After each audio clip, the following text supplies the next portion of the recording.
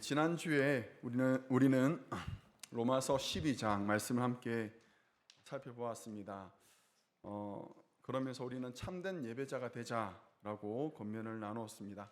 1절 말씀 한번 같이 읽어보겠습니다. 1절 말씀입니다. 그러므로 형제들아, 내가 하나님의 모든 자비하심으로 너희를 권하노니 너희 몸을 하나님이 기뻐하시는 거룩한 산 제물로 드리라. 이는 너희가 드릴 영적 예배니라. 아멘. 자, 이렇게 하나님께 우리를 거룩한 산 제물로 드리기 위해서 영적인 예배, 합당한 예배를 드리기 위해 우리가 해야 될 것은 두 가지가 있다라고도 말씀을 드렸습니다. 먼저는 이 세대를 본받지 말고라고 했습니다. 이것은 세상을 동경하지 말라, 세상을 따라가지 마라, 이런 의미고요. 두 번째는 하나님의 선하시고 기뻐하시는 뜻이 무엇인지를 분별하라라고 말씀을 드렸습니다. 이것은 우리가 무엇을 하든지 항상 하나님의 시선을 의식하며 살라는 것입니다. 사랑하는 성도 여러분, 지난 한 주 우리를 하나님께 거룩한 산 제물로 드리셨습니까? 마음이 또 아파지네요.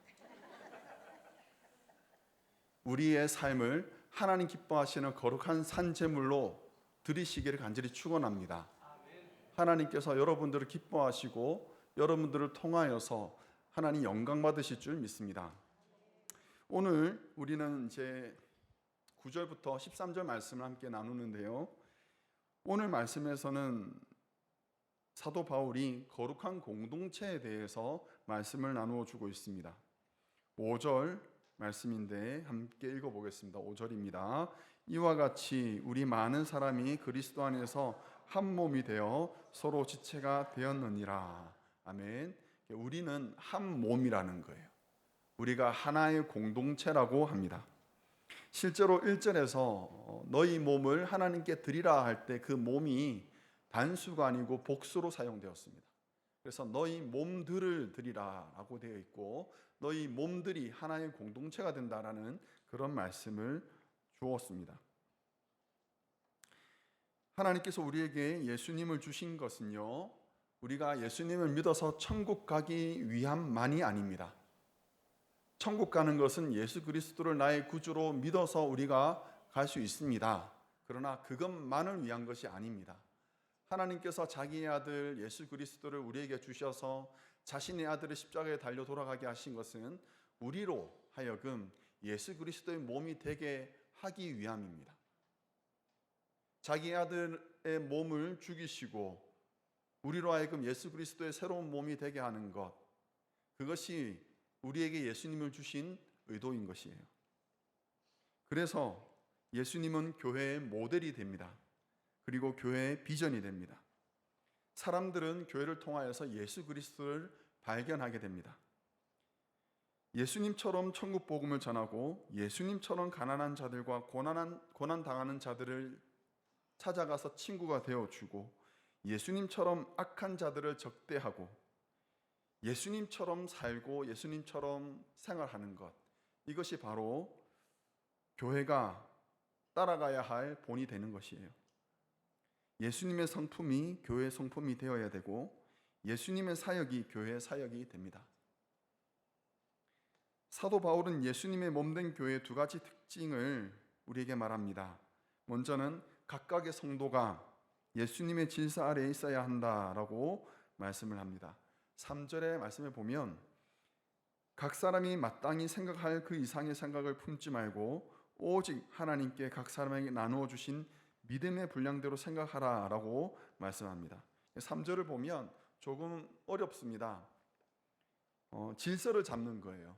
예수님의 권위 아래에서 통제하는 겁니다. 그러므로 교회를 구성하는 성도는 우리는 스스로를 절제하고 우리를 예수님의 통제 아래에 두어야 합니다. 자신의 한계를 알아야 합니다. 이것이 매우 중요한데요.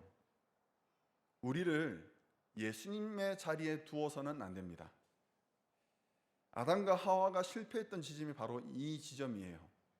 에덴 동산 가운데 하나님께서 선악과를 두시고 생명나무를 두시고 너희는 이것을 먹지도 마라고 말씀하셨던 것은 너희들이 피조물임을, 그리고 하나님이 그 땅의 주인이심을, 그 생명들의 주인이심을 보여주시는 것입니다.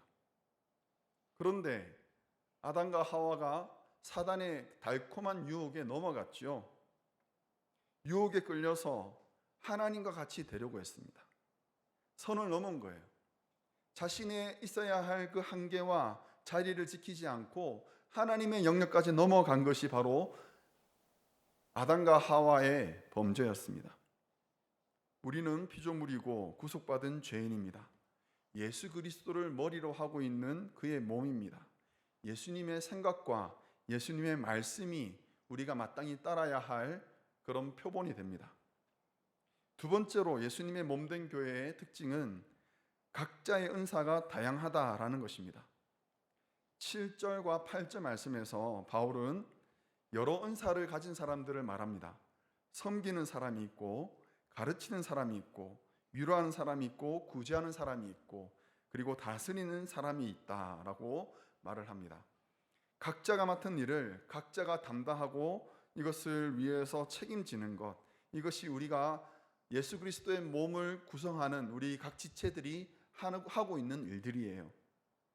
그런데 사도 바울이 여러 가지 은사들을 말하면서 초점을 맞추고 있는 하나의 지점이 있습니다. 무엇이냐면 이 모든 은사들이 다른 사람들을 섬기기 위한 은사다라는 것입니다. 다른 사람들을 섬기고, 다른 사람들을 가르치고, 다른 사람들을 위로하고, 다른 사람들을 구제하고, 다른 사람들을 다스리는 것, 그것을 위해서 은사를 주셨다라는 것입니다. 이런 측면에서 6절에 나오는 예언하는 은사에 대한 이해를 우리가 새롭게 할 수 있습니다. 예언이라 함은 우리가 알지 못하는 미래에 대한 이야기를 하는 것이 아니라, 그것에 초점을 맞출 것이 아니라 다른 사람들을 돕기 위해서 하나님의 말씀으로 앞으로 있을 일들에 대해 나누어 주는 것, 그들로 하여금 준비하게 하는 것으로 우리가 이해할 수 있는 것이에요. 그래서 은사를 가진 것을 가지고 우리가 우쭐댈 것이 없습니다. 자랑할 것이 없습니다.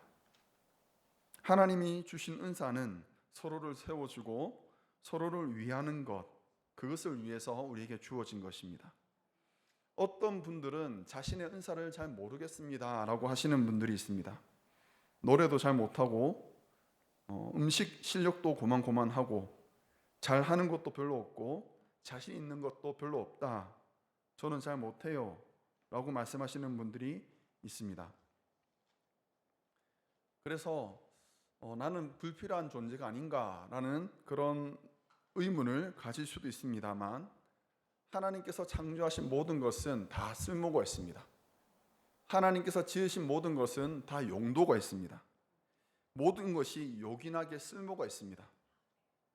사사들을 한번 생각해 봅시다. 이스라엘 시대의 그 암울한 시대를 하나님께서 이끌어 가시면서 사용하셨던 사람들이 바로 12명의 사사였습니다. 그들 중 대다수는요, 당시 기준에서는 흥결이 있는 사람들, 세상에서는 몹쓸 사람들이었습니다. 그런데 하나님께서는 그들에게 기름을 부으셨죠. 기름을 부으시고 그들로 하여금 상상하지 못할 구원을 베푸는 하나님의 도구로 사용하셨습니다. 적어도 그들은 착했겠지요. 하나님을 잘 섬겼으니까 그렇게 쓰임받았지 않겠습니까? 그런데 삼손을 보면 또 그렇지 않다라는 것을 알 수 있습니다. 망나니 같은 삼손도 하나님은 사용하셨습니다. 예수님께서 왕으로 오실 때 나귀 새끼를 사용하셨지요. 나귀 새끼가 특출한 은사가 있어서 쓰임받았습니까? 아니지 않습니까? 예수님께서 주께서 쓰시겠다 하라는 말씀에 기꺼이 내어드렸을 때 예수님께서 그 나귀 새끼를 사용하셨지요. 저는 은사가 없어요, 저는 잘 못해요, 그것이 중요한 것이 아니라 진짜 중요한 것은 무엇이냐면 순종입니다.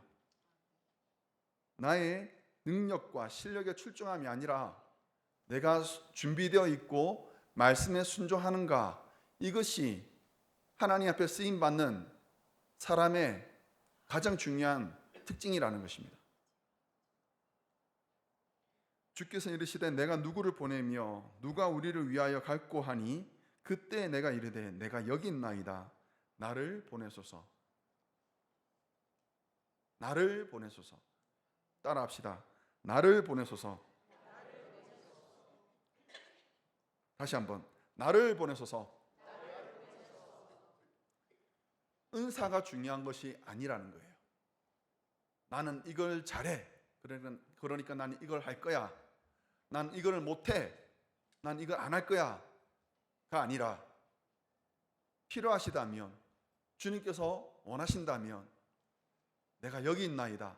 나를 보내소서 라고 순종하는 그런 우리 모든 성도님들 되시기를 주의 이름으로 축원합니다. 주의 이름으로 축원합니다. 큰일 났습니다. 이제 다들 아멘으로 하다고 하셨어요. 딴소리 하기 없깁니다. 저 못해요. 저 잘 못해요. 순종이 제사보다 낫습니다. 순종이 하나님을 기쁘시게 합니다. 그래서 우리가 다른 거 못해도 이거 하나만큼은 정말 잘하는 교회가 되기를 간절히 원합니다. 순종요. 순종 하나만큼은 정말 탁월한 그런 우리 성도님들 그리고 우리 교회가 되기를 간절히 축원합니다. 옆 사람에게 한번 권면하시기 바랍니다. 주께서 쓰시겠다 하라.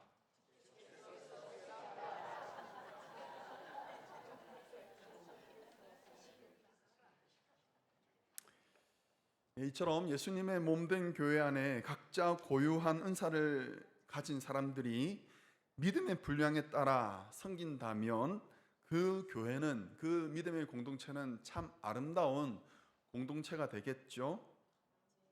은혜를 받아서 손을 들고 제가 하겠습니다 라고 순종까지 하면 이제 그 공동체는, 그 교회는 아름다운 공동체, 믿음의 역사가 왕성한 공동체 되겠죠.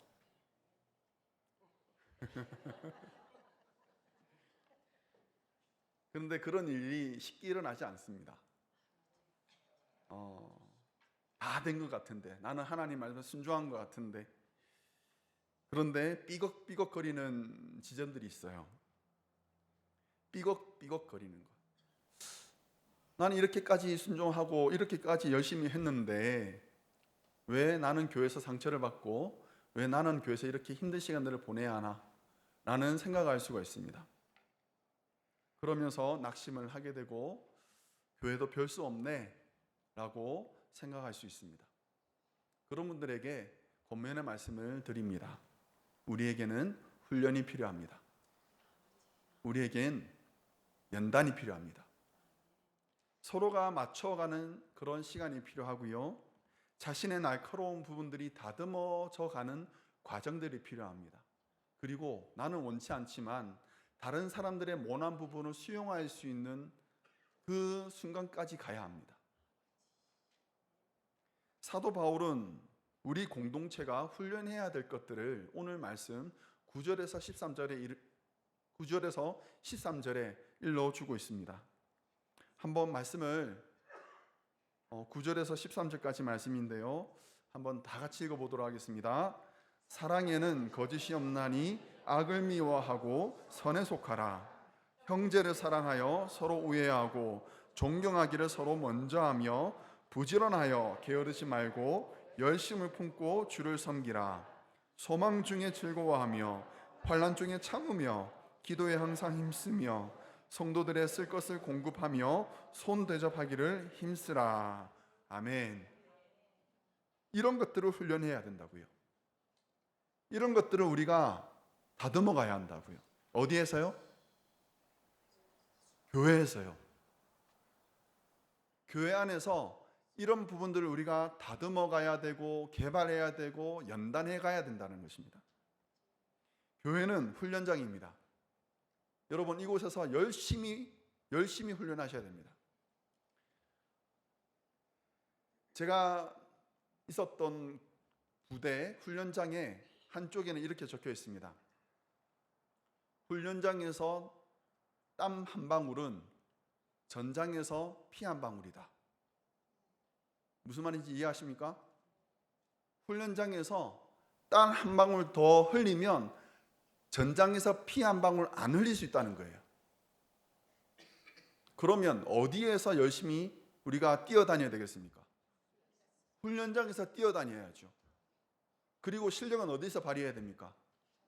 전장에서 발휘해야 되죠. 그러면 어디가 우리의 훈련장입니까? 전장이 아니고, 지금 따라오고 계시는 거 맞죠?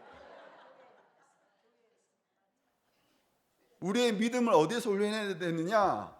교회에서 훈련해야 된다고요. 마치 교회를 전장처럼 여기고 이곳에서 피 흘리며 싸우면 안 됩니다. 이곳은 여러분들이 피를 흘리는 곳이 아니고 땀을 흘려야 되는 곳이에요. 그래서 교회에서 정말 열심히 신앙 훈련을 하셔야 됩니다. 그리고 실력은 어디서 발휘하라고요? 밖에서요. 교회 밖에서요. 교회 밖에서 여러분들의 실력을 발휘하셔야 됩니다. 이게 헷갈리면 안 됩니다. 사도 바울이 우리에게 훈련하라라고 말하는 것들을 오늘 9절에서 13절까지 보면 많이 나오지만 이것을 세 가지로 정리를 해보았습니다. 먼저는 사랑입니다. 사랑을 훈련해야 됩니다. 사랑을 뭐 훈련하느냐? 사랑은 감정 아니냐라고 하시겠지만 여러분, 고기도 먹어본 사람이 먹을 줄 압니다.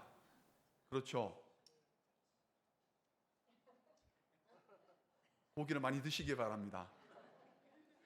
사랑도 받아본 사람이 사랑을 할 줄 압니다. 그래서 사랑을 하기 위해 훈련해야 됩니다. 이 말씀은 또 우리가 이렇게 이해할 수 있는데,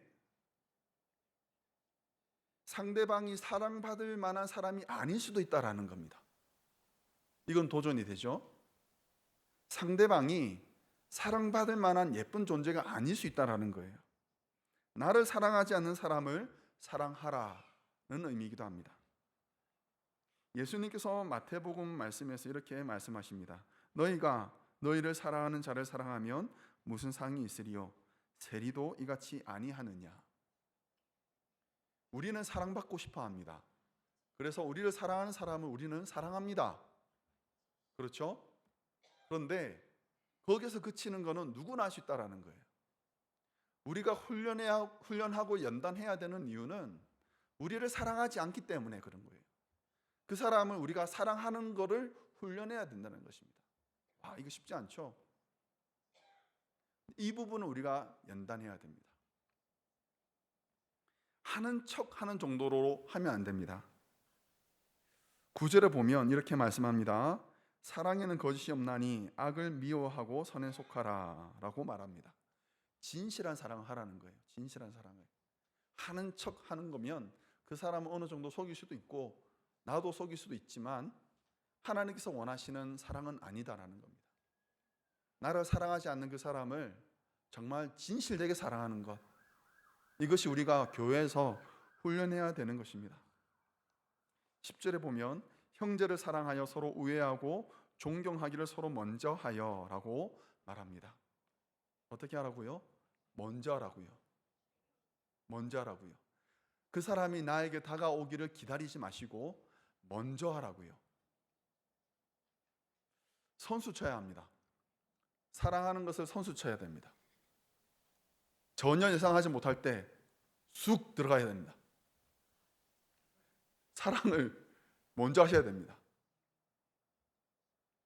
먼저 손 내미는 것이 우리는 손해보는 것이다 라는 생각을 하기 때문에 주저주저하죠. 저 사람이 먼저 나한테 용서를 구해야지, 내가 사랑할 수 있어 라고 생각할 수 있습니다만 오늘 말씀에 따르면 그것이 아니에요.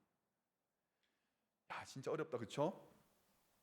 나를 사랑하지 않는 그 사람을 내가 먼저 찾아가서 먼저 사랑하는 것. 훈련하시기 바랍니다. 다시 한번 사랑을 훈련하시기를 간절히 축원합니다. 그래서 우리 교회 안에 이런 사랑이 훈련이 잘 되어서 여러분들이 살고 있는 가정과 직장과 주변에서 사랑이 번져러 가시기를 주의 이름으로 간절히 축원합니다. 자, 두 번째로 우리가 훈련해야 되는 것은 성실입니다. 11절 말씀 같이 한번 읽어보겠습니다. 부지런하여 게으르지 말고 열심을 품고 주를 섬기라. 아멘. 열심을 품고 라는 이 말의 뜻은 가슴에 불을 안고 라고 해석할 수가 있습니다. 가슴에 불을 안고 열심히 섬기라는 거예요. 우리의 가슴이 뜨뜻미지근해서는 안 됩니다. 우리의 가슴은 뜨거워야 합니다. 하는 둥 마는 둥 해서는 안 됩니다. 사도 바울은 빌립보 교회를 향하여서 이렇게 말합니다. 내가 예수 그리스도의 심장으로 너희 무리를 얼마나 사모하는지 하나님이 내 증인이시니라. 사도 바울은 교회를 사랑하는데 예수 그리스도의 마음을 가지고 그 심장을 가지고 사랑했다라고 말합니다. 여러분, 예수 그리스도의 심장과 우리의 심장은 백이량이 다릅니다. 훨씬 더 크십니다. 예수 그리스도의 심장으로 우리가 사람들을 사랑하고 교회를 사랑하고 주변 사람들을 사랑해야 됩니다. 그 열심을 가지고 해야 됩니다. 식지 않은 열심. 예수의 몸된 우리 교회가 예수님의 심장으로 쿵쾅쿵쾅거리며 뛰어다니기를 간절히 축원합니다. 자, 세 번째로 우리가 교회에서 훈련해야 될 것은 소망을 지키는 것입니다. 자, 복습요. 우리가 교회에서 훈련해야 될 첫 번째가 뭐라고요? 사랑이라고요. 자, 두 번째는 뭐라고요? 성실이라고요. 세 번째는요? 소망이라고요. 12절 말씀 같이 한번 읽어보겠습니다. 소망 중에 즐거워하며 환난 중에 참으며 기도에 항상 힘쓰며. 아멘. 요즘 젊은이들이 많이 쓰는 단어 중에 중꺽마가 있습니다. 혹시 아시나요? 무슨 뜻인지? 아시는 분 한번 크게 얘기해 주시겠어요? 중꺽마. 네, 맞습니다. 중요한 것은 꺾이지 않는 마음이라는 뜻이에요. 뭐 그런 말을 써? 예, 요즘 애들은 씁니다. 2022년 카타르 월드컵 때 우리나라가 예선전을 벌였는데요. 예선전 두 번에서 1무 1패를 했죠. 1무 1패를 하고 세 번째 상대로 포르투갈을 만났습니다. 우리는 무조건 1승을 해야지 그 예선전을 끝나고 16강에 올라갈 수 있는 상황이었습니다. 그런데 하필이면 상대가 누구였느냐? 크리스티아누 호날두가 있는 포르투갈이었습니다. 포르투갈은 우승 후보였습니다. 우리가 비빌 상대가 아니죠. 그래서 졌죠? 아닙니다. 손흥민 선수가 공을 거의 하프라인부터 해가지고 드리블해서 가다가 상대방 골문 앞에서 자기가 그것을 차지 않고 상대편 수비수 다리 사이로 공을 정말 절묘하게 패스해가지고 황희찬 선수에게 전달합니다. 황희찬 선수는 정확하게 상대편 골문에 공을 집어넣었습니다. 그래서 이겼어요. 할렐루야. 지나간 일이잖아요. 2대1로 이겼습니다. 2대1로. 1승 1무 1패 해가지고 우리가 16강에 올라갔습니다. 얼마나 대단했는지 여러분 기억하시죠? 사진 하나 보여주시면, 그때 경기 마치고 나서 선수들이 막 그 경기장을 뛰어다니면서 우리 이겼다라고 이렇게 환호할 때 어떤 팬이 저거 태극기를 준 거예요. 저게 뭐라고 적혀 있느냐? Never give up. 그리고 중요한 것은 꺾이지 않는 마음. 우리가 이겼죠.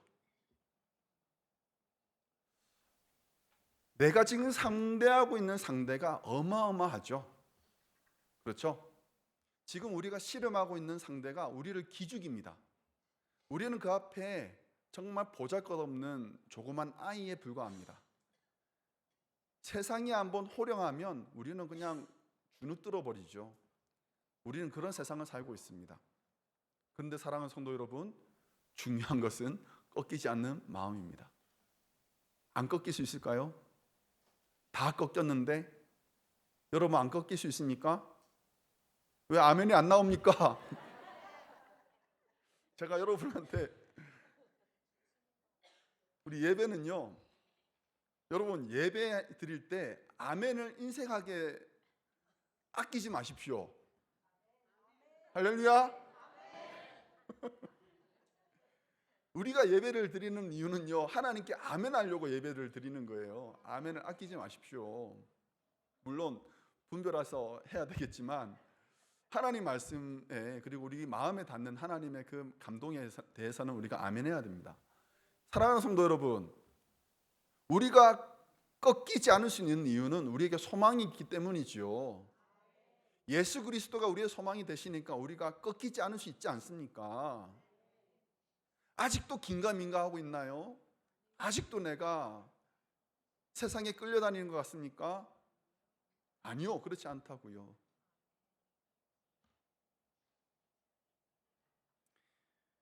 우리에게 소망이 필요한 것은 세상이 결코 만만치 않기 때문에 그렇습니다. 아시아 전역에 흩어져 있는 교회들이 이제 곧 임박한 그 박해를 앞두고 두려워하고 있을 그때 사도 베드로가 그 교회들에게 편지를 씁니다. 그리고 이렇게 말합니다. 그러므로 너희가 이제 여러 가지 시험으로 말미암아 잠깐 근심하게 되지 않을 수 없으나, 근심하는 것이 당연하다는 거예요. 박해가 내 앞에 있는데요, 그 앞에 내가 휩쓸려 갈 것 같은데요, 왜 근심이 안 되겠습니까? 나는 오히려 크게 기뻐하노도다. 너희 믿음의 확실함은 불로 연단하여도 없어질 금보다 더 귀하여 예수 그리스도께서 나타나실 때에 칭찬과 영광과 존귀를 얻게 할 것이니라. 사도 베드로는요, 그 눈이 어디를 향해 있느냐, 내 눈앞에 있는 그 임박한 박해와 환난이 있는 것이 아니고 그 환난 가운데 우리를 사랑하시고 우리를 지켜 보호하실 하나님께 있는 거예요. 예수 그리스도께서 우리에게 어떤 영광과 어떤 존귀를 주실 것인지를 그는 바라보고 있었던 거예요. 그러니까 소망이 있는 거예요.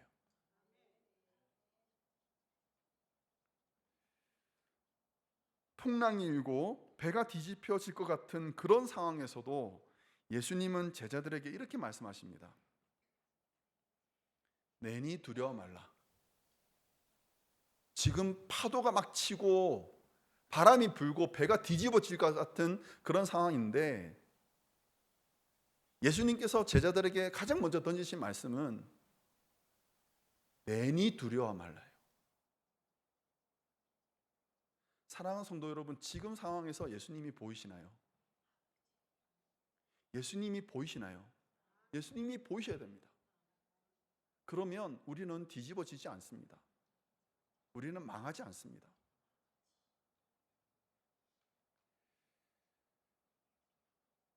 어떤 상황에서도 예수님은 우리의 소망이 되십니다. 어떤 상황에서도 예수님은 우리에게 찾아오셨습니다. 그러므로 예수님을 붙잡으시기를 간절히 축원합니다. 여러분, 비바람이 몰아치고 상황이 너무 힘들 때 예수님을 붙잡는 것을 우리는 훈련해야 됩니다. 연습해야 됩니다. 어제 저희 아내가 손을 뒤었어요. 뭘 만졌는데 저는 지금도 이해가 안 됩니다만 왜 스토브를 손을 대는지는 이해가 안 됩니다. 그냥 스토브가 따뜻하다 싶으면 이렇게 손을 살짝 올려서 열기만 하긴 하면 되잖아요. 왜 손을 대는지를 모르겠습니다. 하여튼 손을 댔습니다. 그래가지고 손이 뒤었어요. 화상을 입었습니다. 얼마나 제가 경황이 없었겠습니까? 여보, 나 손 뒤었어 라고 말하는 통에 막 제가 또 불이 나게 차를 몰고 왔죠. 왔더니 물에다가 얼음 집어넣고 손도 집어넣고 이러고 있는 거예요. 또 제가 아내를 사랑하지 않습니까? 그래서 아멘. 킹스포 가서 약을 또 구입을 하고 또 와서 이렇게 또 하려고 했죠. 예, 그러다가 저희 교회 집사님한테 또 생각나는 분이 있어서 전화를 드렸습니다. 드려서 나중에 통화가 되고 저희 집까지 찾아오셨습니다. 찾아오셔서 약을 또 바리바리 싸들고 오셨어요. 바리바리 싸들고 와가지고 약 발라주시고 붕대까지 감아주시고 다 해주셨습니다. 너무 감사합니다. 그런데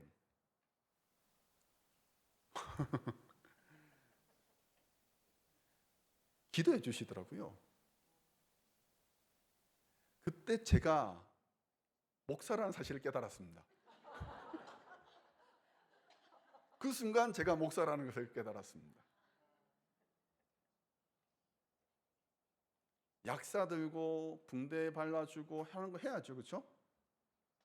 그런데 적어도 내가 하나님을 믿는 사람이라면, 적어도 내가 하나님을 따르는 제자라고 한다면 기도를 해야죠. 아우 부끄러워. 여러분 이런 부끄러움 당하지 않으시길 간절히 축원합니다.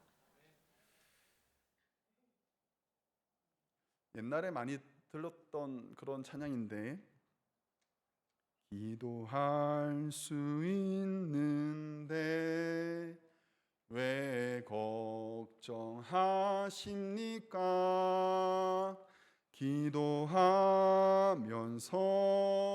왜 염려하십니까?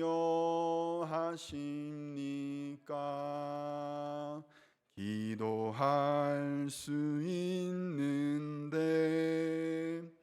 왜 실망하십니까? 기도하면서 왜 염려하십니까?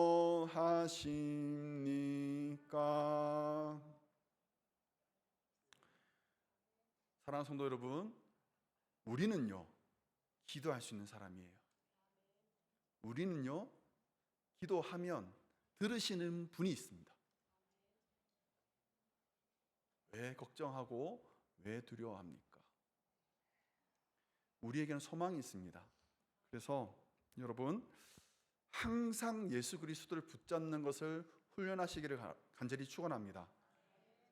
다른 걸 한다고 우왕좌왕하고 정신없고 그럴 때 우리가 예수님을 떠올려야 합니다. 예수님을 떠올리시고 예수님을 의지하고 예수님께 부르시는, 그렇게 훈련이 잘 되어 있는 우리 사랑하는 모든 성도님들 되시기를 주의 이름으로 간절히 축원합니다. 예수 그리스도의 몸된 교회는 예수 그리스도의 성품을 담고 그분의 사역을 따라갑니다. 예수님을 닮은 교회가 되기 위해서 우리는 교회 안에서 훈련해야 됩니다. 먼저 사랑하기를 연습하시기를 바랍니다. 예수 그리스도의 심장을 가지고 성실하시길 바랍니다. 공고한 중에서도 소망을 가지시기를 바랍니다. 실수하고 실패하고 넘어지고 깨어진다 할지라도 교회 안에서 하셔야 됩니다. 상처받고 눈물이 앞을 가린다 하더라도 땀 흘리며 훈련하면 분명 우리는 세상에서 열매를 거두게 될 줄 믿습니다. 예수 그리스도를 쏙 빼닮은 우리 사랑하는 성도님들과 교회가 되기를 주의 이름으로 축원합니다. 함께 기도하겠습니다.